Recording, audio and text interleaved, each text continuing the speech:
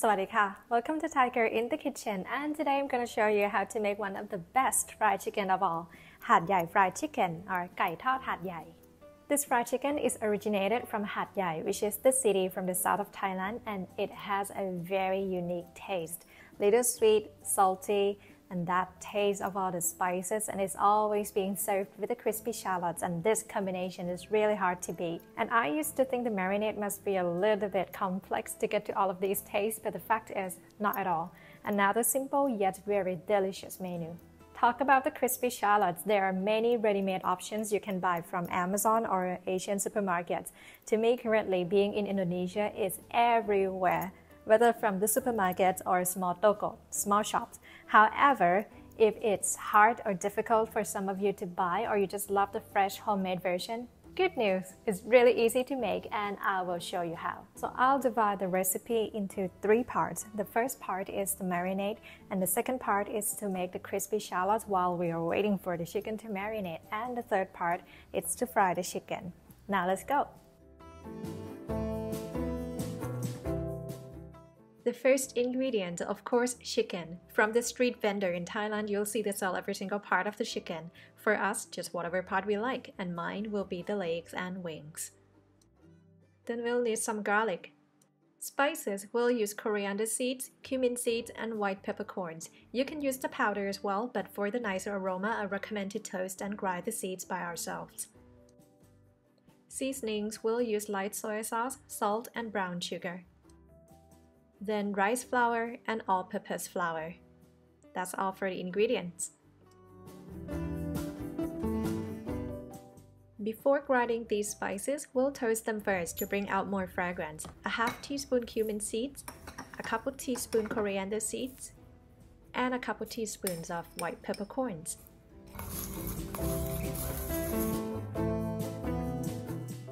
Toast on medium heat for about a half to 1 minute.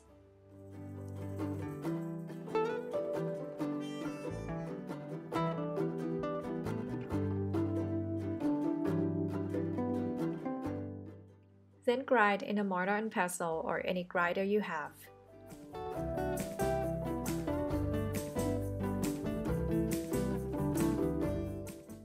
Now add salt, garlic, and brown sugar. Pound until they become the paste.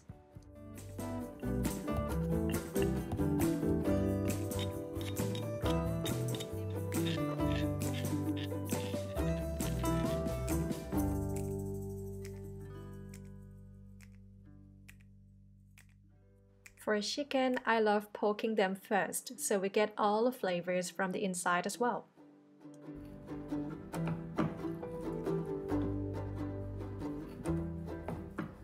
In the mixing bowl, add the paste we powdered earlier, a couple tablespoons light soy sauce, and 1 tablespoon of water. Give it a massage until well coated.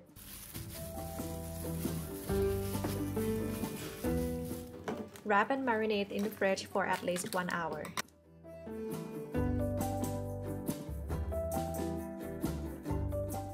During waiting for the chicken, we can prepare the crispy shallots.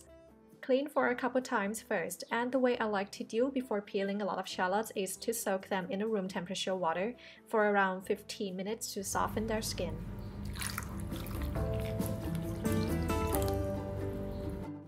Then it's easier to peel.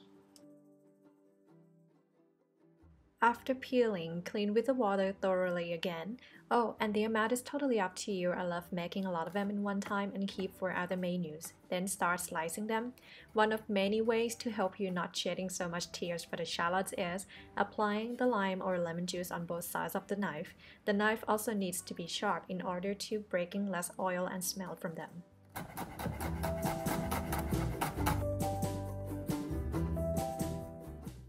Then pat them with a paper towel. Try to get them as dry as possible.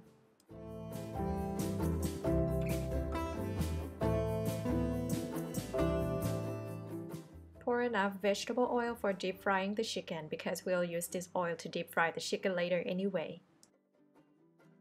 Use medium-low heat. The chopstick is just my way to test if the oil is hot. Seeing the bubbles means good to go. Now fry the shallots.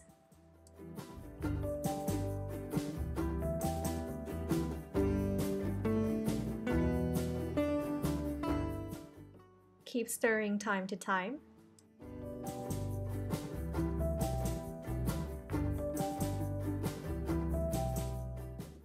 Once they turn yellow, we can remove them from the oil. The cooking process will continue and we don't want to wait until they turn golden brown in the oil because it might be bitter once being taken out for a while.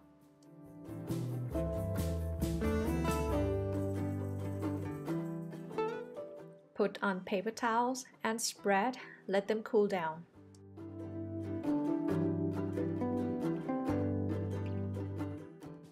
Then we can store in a container with a lid. I have the extra seal here. Can keep for up to a month, but my case less than a month. I eat them all first.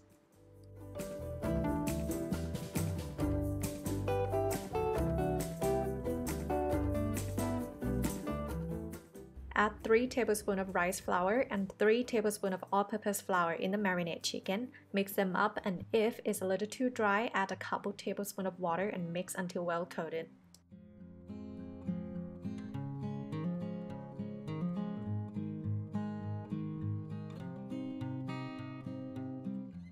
Use medium-low heat. The vegetable oil should be a higher smoking point 1. Check the list in the description box. It's important not to use higher heat. We don't want the burn outside and raw inside fried chicken. The first minute after putting all the chicken in the oil, do not move them yet. Let them settle a bit first, and then we can gently move so they won't stick to each other.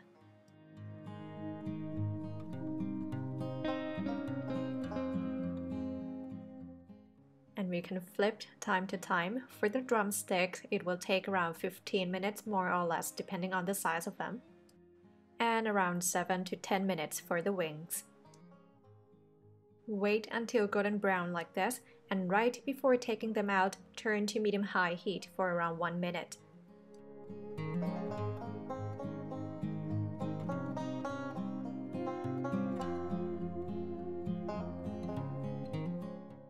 Then we can rest on a rack.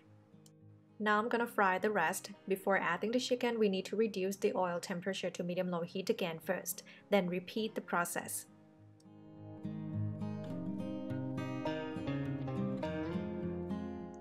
I wish you could smell this from the screen. The rest of the marinade batter, we can add 3 tablespoons of water and then drizzling it to the oil, so we get the flavorful crispy bit, and this is optional.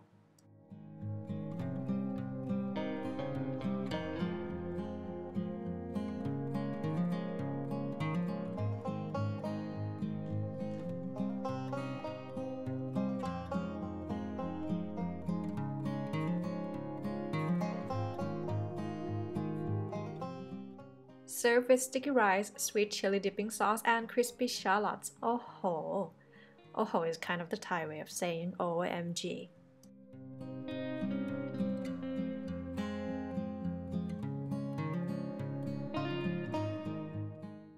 And a cilantro on top for the garnish, just because. And here we go, our beautiful Hat Yai fried chicken. If you like it, hit the thumb up button, subscribe, and hit the bell button for more Thai and Asian recipes. Thank you very much for watching, and I'll see you again in the next video. สวัสดีค่ะ